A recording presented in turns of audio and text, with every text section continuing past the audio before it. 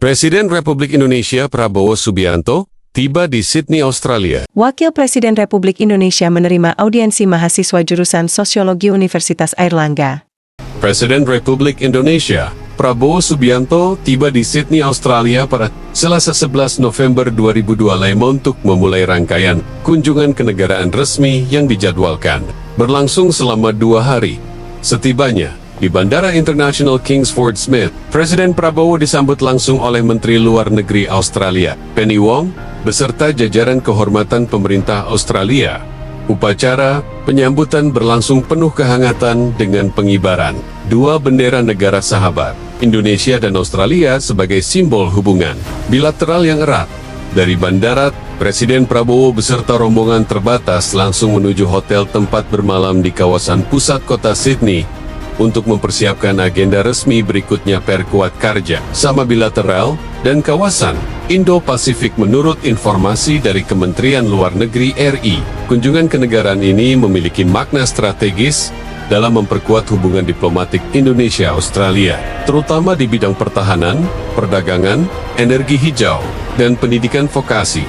Presiden Prabowo dijadwalkan melakukan pertemuan bilateral dengan Perdana Menteri Australia, Anthony Albanese, untuk membahas penguatan kemitraan komprehensif strategis kedua negara serta koordinasi dalam menghadapi tantangan kawasan Indo-Pasifik.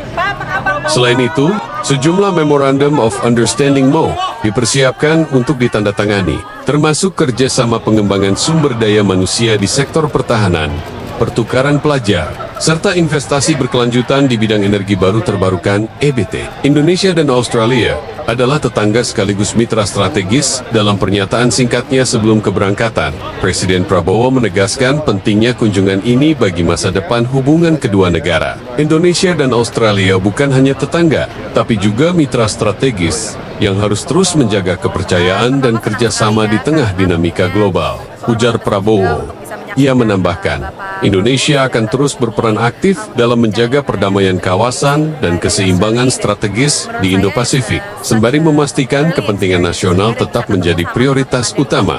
Agenda, tambahan dan pertemuan masyarakat Indonesia selain pertemuan bilateral, Presiden Prabowo juga dijadwalkan bertemu dengan diaspora Indonesia di Australia untuk mendengarkan aspirasi dan memberikan arahan agar tetap menjadi duta bangsa yang baik di luar negeri. Kunjungan ini menandai perjalanan diplomatik pertama Presiden Prabowo ke Australia sejak dilantik sebagai Presiden RI 2024 dan menjadi langkah awal dalam membangun citra diplomasi yang tegas namun bersahabat.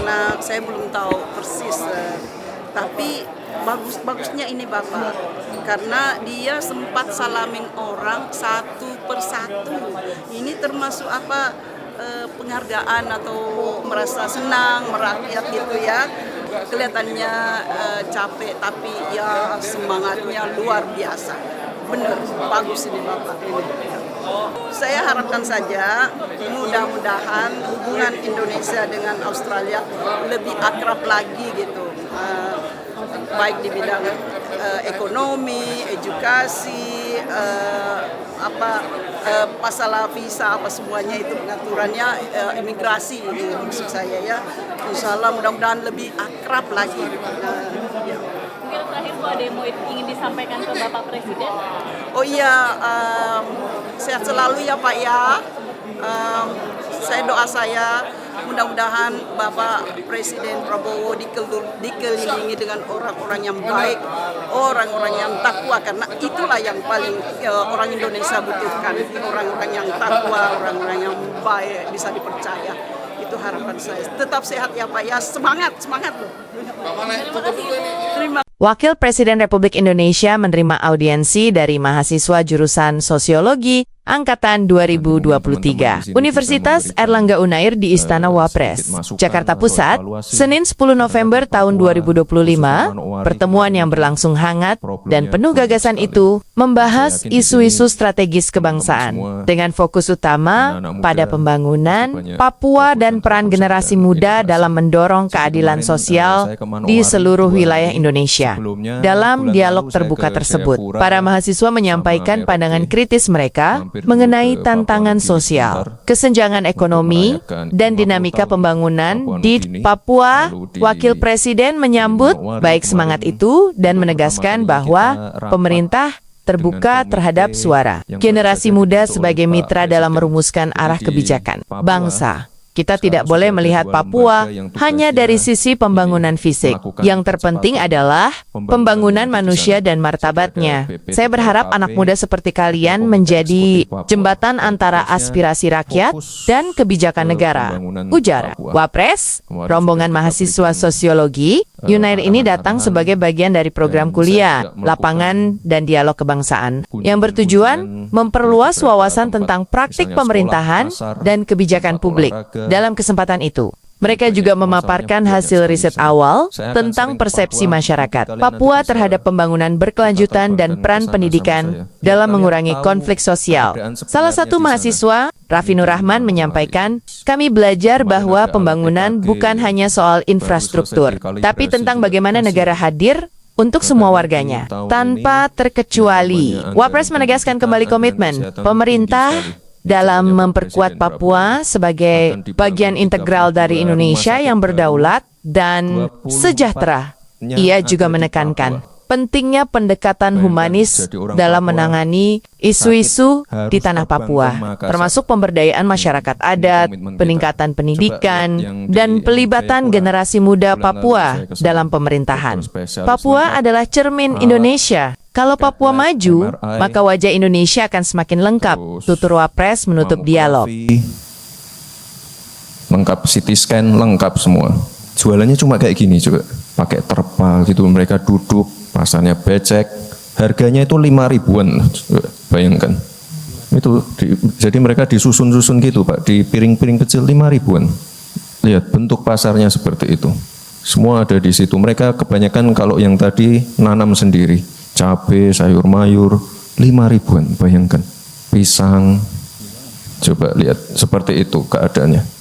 Nah, ini tugas kita semua ya sebagai anak muda. Lebih proper, lebih bersih, tidak becek, tidak kepanasan. Ini gubernur, bupatinya sangat suportif sekali. Nanti di belakang akan dibangunkan terminal. Ini nanti jadi pusat pertumbuhan ekonomi baru di Manokwari. Lapangan bola nih, penting nih lapangan bola. Coba lihat itu kualitasnya. Ini di kampung kita main. Mau main bola aja lapangannya kayak gini. Kita bangunkan yang baru. Jadi bukan lapangan bola aja, ada basket, futsal, gym, bikin kayak kreatif hub gitu. Belajar AI, segala macam, blockchain. Di Surabaya udah banyak kayak gini. Papua belum ada. Nanti selesai semua di Desember 2025. Kemarin kita mampir ke sekolah. Kalian yang biasanya mengeluh internetnya lemot segala macam, mau download lambat, mereka nggak punya sinyal di sana. Kita kasih laptop, ya. Dan ini teman-teman kita yang di Papua ini, bersyukur banget dapat MBG. Jadi yang namanya pembangunan infrastruktur akses, ini namanya Jalan Trans Papua. Sudah ada berapa ya, 2000-an kilometer yang terselesaikan. Ya karena yang namanya pembangunan itu nggak bisa 1 tahun, 2 tahun selesai, nggak bisa. 1 periode, 2 periode presiden selesai, nggak bisa. Harus berkelanjutan Papua. Nanti kalau sudah terbangun semua ya, dari ujung sana ke ujung sini ya, itu nanti yang namanya inflasi, harga-harga bahan pokok yang tinggi, pertumbuhan. Echo whispers through the halls, ancient secrets on crumbling walls. Dragons sleep but they always wake, treasure calls for the bold to take. Strings of the violin cry out low, haunted by stories we'll never know. Every step a gamble deep below, the dungeon's heart begins to glow. Roll the dice and feel the thrill, fate decides whose blood will spill. Courage breaks where fear stands still. Roll the dice, it's the devil's will. Echo whispers through the halls, ancient secrets on crumbling walls. Dragons sleep but they always wake, treasure calls.